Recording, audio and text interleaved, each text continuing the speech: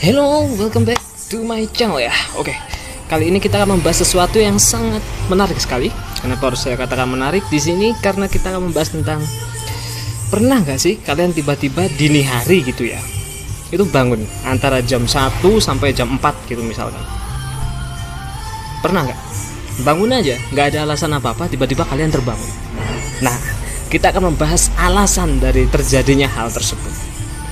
Sedikit kita akan membahas tentang penelitian yang dilakukan oleh Mr. Daniel H. Pink ya.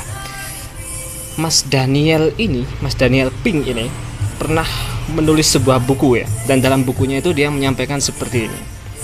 Jadi ketika pagi hari kita memang tidak seaktif ketika kita saat berada di siang hari atau puncak. Tapi kombinasi dari mood kita yang mulai naik dan juga kondisi kita yang tidak terlalu bersemangat seperti saat di siang hari, itu justru adalah waktu yang paling tepat untuk melakukan brainstorming atau menemukan sebuah ide baru. Dan ini sangat menarik juga. Banyak sekali para seniman yang menemukan ide-ide luar biasa di pagi hari ketika mereka sedang baru bangun tidur. Dini hari seperti itu, tiba-tiba mereka bangun, tiba-tiba mereka dapat ide, mereka tulis, dan tiba-tiba itu jadi bestseller. Ada beberapa penulis yang seperti itu. Bahkan bukan cuma penulis, ada pencipta lagu, ada penyanyi, ada yang lain sebagainya. Tapi dini hari ini adalah waktu yang sangat krusial. Banyak orang meremehkan hal itu. Mungkin ketika Anda bangun, kalian tidak merasa seperti aduh ini masih jam 2 pagi, besok harus berangkat kerja juga, tidur lagi ya, saya paksa tidur lah pokoknya. Padahal itu adalah sebuah message, itu adalah sebuah pesan dari God, dari universe, bahwa ini loh, ada sebuah ide yang khusus buat kamu. Tapi seringkali orang menampik hal itu dan melakukan yang seperti saya bilang tadi, dipaksa tidur aja. Padahal ide-ide luar biasa banyak sekali yang didapat di dini hari itu.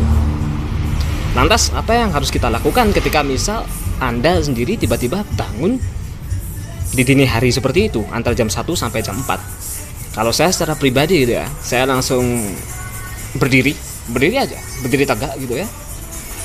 Kaki nggak pakai alas kaki, nggak pakai sandal, nggak pakai sepatu, nempel di lantai, dan kemudian perenggangan sedikit, udah enak gitu ya badan ya, bikin kopi, kemudian saya nulis saja, nulis asal, nggak peduli apa yang saya tulis. Tiba-tiba di HP, saya ambil HP gitu ya, saya ketik-ketik aja. Atau kalau Anda misal lebih suka pakai tangan ya, ambil pulpen, ambil pensil, cari kertas, nulis aja. Gak perlu dikonsep apapun, karena tiba-tiba dari kumpulan kata-kata yang acak dan amburadul seperti tadi, chaos itu ya, atau random, itu tiba-tiba, oh iya, kenapa saya nggak kepikiran dapat ide seperti ini? Kenapa saya tidak melakukan hal ini?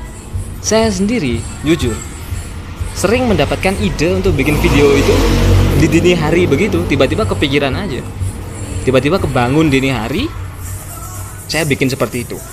Tapi ingat, yang saya maksud dengan dini hari atau terbangun lebih cepat dari jadwal itu adalah sesuai dengan jadwal Anda. Misal jika Anda terbiasa beraktivitas di malam hari dan tidurnya di dini hari, ya berarti jam Anda akan turun lagi, akan beda lagi dengan yang antara jam 1 sampai jam 4 dini hari yang saya bahas ini. Karena ini adalah orang umumnya. Jika kasus tidak umum seperti itu mungkin perlu pembahasan spesial khusus gitu ya. Mungkin saya bikin chapter khusus untuk yang seperti itu. Tapi intinya, dini hari adalah waktu paling tepat. Kenapa coba? Ketika sholat subuh itu kan sekitar jam 4 sampai jam 5. Itu kenapa menjadi hal yang sangat krusial sekali, atau waktu yang sangat krusial? Karena memang ketika subuh itu memang waktu yang paling kuat antara koneksi human and God. Jadi hubungan Anda atau frekuensi Anda itu paling kuat ketika Anda di dini hari itu. Karenanya bahkan di agama untuk dianjurkan untuk kalau kalian biasa sholat tahajud dini hari, atau misalkan juga sholat subuh, Anda terbiasa melakukan tahajud terus sholat subuh, itu bagus sekali. Karena itu adalah kondisi di mana frekuensi manusia ini, berdasarkan penelitian, frekuensi manusia itu paling kuat. Oke? Karena itu kalian coba saja. Akhir kata, saya tidak akan pernah lelah dan capek untuk menyampaikan bahwa Anda punya segala potensi dan kompetensi untuk mencapai apapun itu di hidup Anda. Jadi believe in yourself. Jangan pernah ragukan diri Anda sendiri, oke? Thanks for watching and we meet again in the next video. Just try it yourself, my friend.